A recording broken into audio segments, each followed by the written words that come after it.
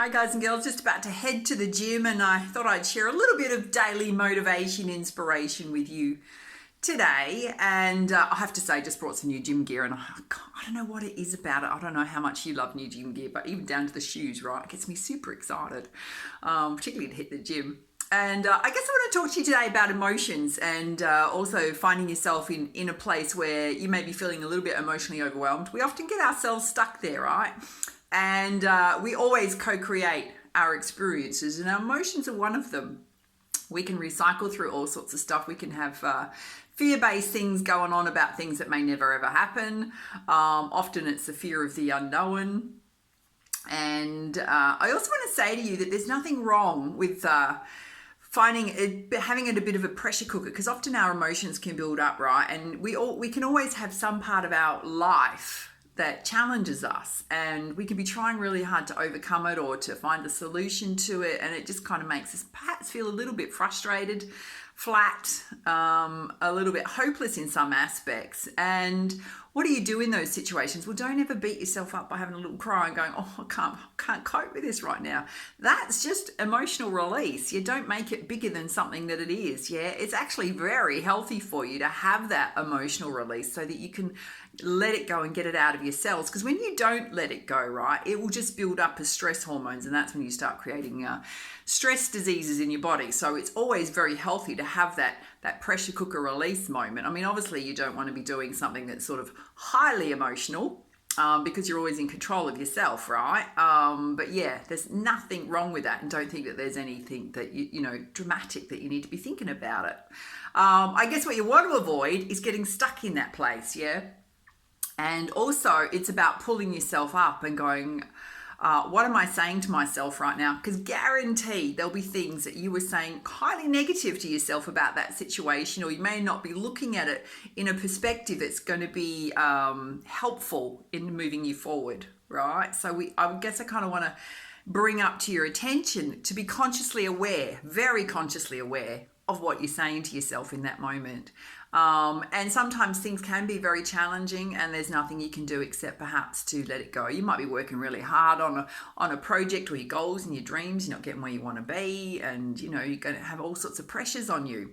And sometimes in that moment, you kind of got to realize that you're giving it your all, right?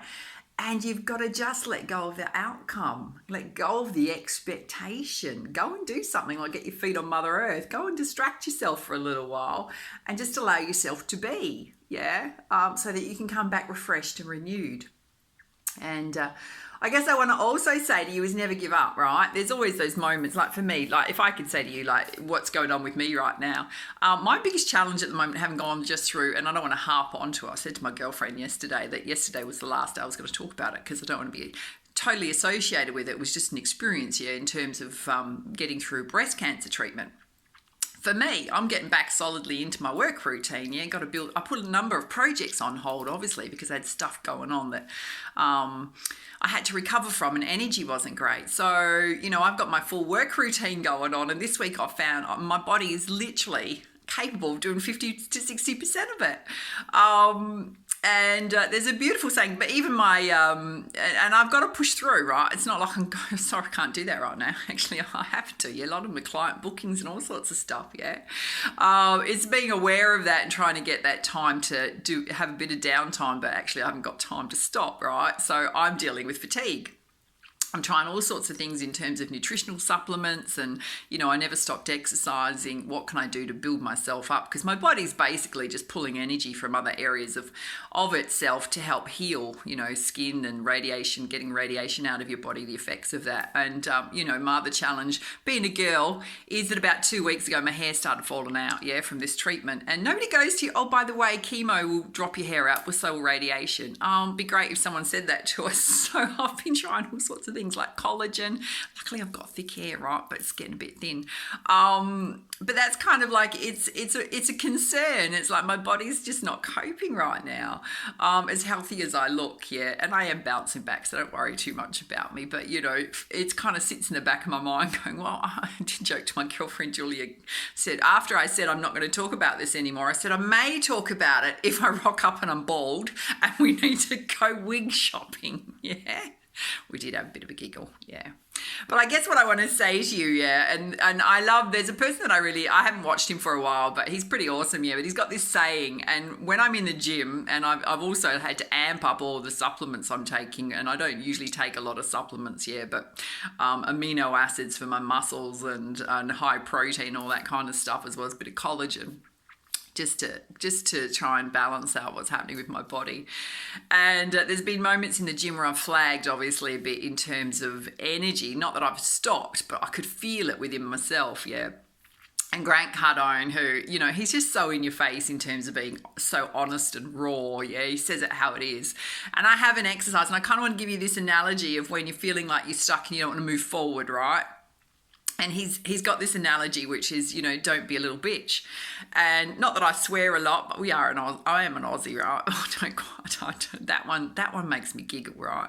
So there's an exercise I do in the gym, which is called the Bosu ball ab workout. So you're in a plank position, do an ab workout, cross-legged, like to either side of your body, yeah? I do 120 of those. Well, I'll get to set number 4. I do them in sets, right? And I'll be like, really? And inside of him, I've got Grant Cardone going, don't be a little bitch. And I call that exercise my don't be a little bitch exercise. Get on with it. So when you're feeling in those moments where you're having a little woe is me pity party, I want you to pull yourself up, guy or girl, and go, don't be a little bitch. Get on with it, right? Kick yourself up the butt. Recognize what you're saying to yourself in those moments, which is often highly negative. And remember, you're co-creating your existence and your experience in every moment. You can't blame the people around you about how you're reacting and responding to things, yeah? It's all up to you. And one of the, you know, I think one of the funniest things that most people in terms of coaches say, because my background's in transformational coaching, is the biggest issue that you're facing is the one looking back at you in the mirror. Yeah. All right. I'll leave you with those quirky bits today. And I'm heading to the gym. I had my protein shake. I'm going to go and work out. Yeah. All right. Bye, peeps.